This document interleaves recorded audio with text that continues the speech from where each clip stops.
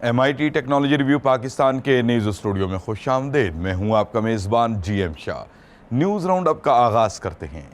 Bulletin کے آغاز میں آپ کو بتاتے ہیں کہ پاکستان کی مقامی گاڑیاں تیار کرنے والی کمپنی الحاج auto motive private limited Pakistan میں الیکٹرک اور ماحول دوست گاڑیوں کی اسمبلنگ اور ان کی تقسیم کرے گی۔ اس حوالے سے اس کمپنی نے گاڑیاں تیار کرنے والی ملائیشین کمپنی پروٹون ہولڈنگز کے ساتھ معاہدہ کیا ہے، جس کے مطابق اس منصوبے کو پائے تکمیل تک پہنچانے کے لیے 200 سے 300 ملین ڈالرز تک کی سرمایہ کاری کی جائے گی۔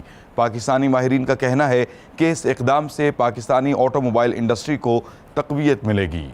اور اب آپ کو بتاتے ہیں کہ امریکی ماہرین نے دور حاضر کے جدید طریقوں کو اپناتے ہوئے 3D پرنٹر کی مدد سے مگرمچھ کی دم تیار کی ہے۔ اس حوالے سے ماہرین کو دم کے بغیر 7 فٹ لمبا ایک مگرمچھ ملا۔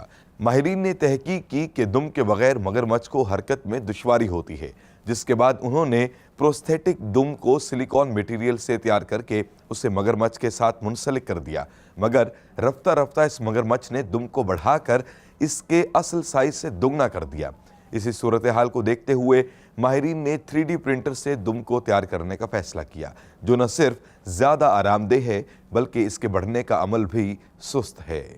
اور اب بلیٹن کے آخر میں آپ کو بتاتے ہیں کہ جرمنی میں ہائیڈروجن فیول سے چلنے والی دنیا کی پہلی مسافر ٹرین کا آغاز ہو گیا ہے۔ یہ ایک مرتبہ کے بھرے ہوئے ٹینک سے 1000 کلومیٹر تک سفر کر سکتی ہے۔ اس کی حد رفتار 140 کلومیٹر فی گھنٹہ ہے۔